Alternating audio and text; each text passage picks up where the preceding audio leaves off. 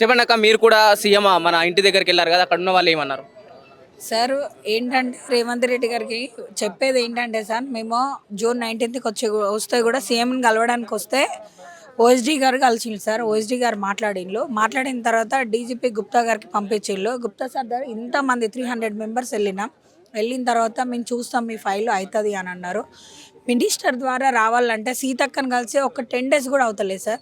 సీతక్క దగ్గర నుండి కూడా లెటర్ తెచ్చుకున్నాం. సీతక్క ఇప్పుడు ఉన్న డీజీపీ గారికి ఫోన్ చేసింది, మేము హోంగార్డ్ని పంపిస్తామంటే పంపియండి చూస్తామని అన్నారు.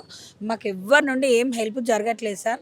మాకు వస్తాయన్న హోప్ మీద ఒక నలుగురే వెళ్ళాలంటే అదే సిస్టమేటిక్గా నలుగురం వెళ్తున్నాం. ఈ నలుగురి మాట 300 మంది వింటున్నారు సార్. కానీ రేవంత్ రెడ్డి గారు మాకు ఏం హెల్ప్ చేయట్లేదు. మేమందరం తావడం తప్ప మాకు వేరే దారి లేదు సార్. వేరే ఏమన్నా చూసుకుందామంటే కూడా మీరు ఇంతకుముందు ఏం చేసిండ్రు అంటే హోంగార్డ్ చేసినామంటే మీకు హోంగార్డ్లో చేసిండ్రు కదా, మీకు ఇది ఎందుకు అంటున్నారు. మా పిల్లల్ని పోషించుకోవడం కష్టమవుతుంది. మా భర్తలకు బీపీలు షుగర్లు ఇంత అన్ని ఫ్యామిలీలల్లో ఒక అమ్మాయి వాళ్ళ హస్బెండ్ అయితే చనిపోయే పరిస్థితులు ఉన్నారు. ఇంట్లో వెళ్ళలేని పరిస్థితి, పిల్లలను చదివించుకుంటలేరు, దారుణమైన పరిస్థితి. రేవంత్ రెడ్డి గారు మాకు జాబ్స్ ఇస్తామన్నారు. మేము చేసిందే మేము అడుగుతున్నాం సార్ రిక్వెస్ట్గా, మాది డిమాండ్ లేదు. సారు మాకు హెల్ప్ చేస్తామన్నారు, అది మేము వేడుకుంటున్నాం సార్, దీనంగా అడుక్కుంటున్నాం. మేము భిక్షమేయండి సార్ అని అడుక్కుంటున్నాం. మా జాబ్లో మేము రికమెండేషన్ కాదు సార్, జెన్యున్గా వచ్చినాం మేము. మాకు 2004లో ఈవెంట్స్ పెట్టిండ్రు 250 మెంబర్స్కి. మాకు అన్ని ఎవిడెన్స్ ఉన్నాయి. రిమోలు చిన్న చిన్న కారణాల వల్ల ఐఆర్ ఆఫీసర్లో కూడా లేడీస్కి పడక కూడా చేసిన వాళ్ళు ఉన్నారు సార్.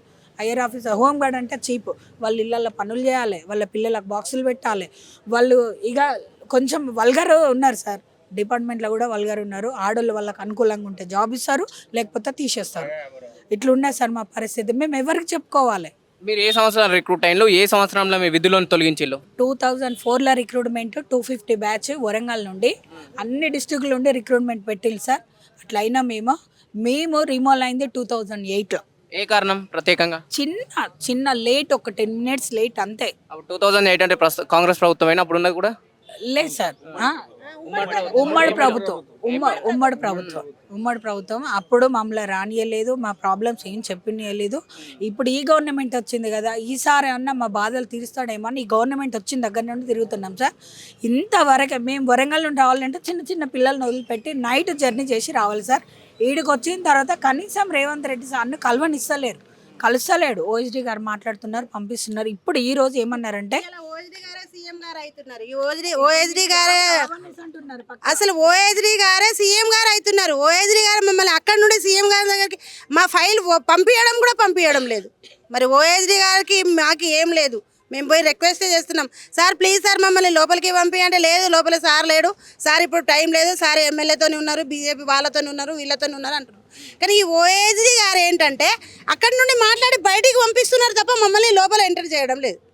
అంతే, జస్ట్ పొలిటికల్ లీడర్. అంటే మేము పొలిటికల్ కాదు కదా, పొలిటికల్ వాళ్ళే సార్ని గెలిపించుకున్నారు, మేం కాదు, పేద ప్రజలం కాదు గెలిపించింది సార్. వాళ్ళు పొలిటికల్ ఫ్యామిలీనే పొలిటికల్కి గెలిపించుకున్నారు. మీ ఇంతమంది పేద ప్రజలు ఎవరు గెలిపించలేదు కాబట్టి మమ్మల్ని కలవనిస్తలేరు. మా ప్రాబ్లం ఏంటంటే సార్ని కలవాలనే ప్రాబ్లం తప్ప ఇంకేం లేదు. సార్ ఇస్తాడా ఇయ్యడా తర్వాత, కానీ మా ప్రాబ్లం అయితే సార్ దగ్గరికి పోవాలి కదా.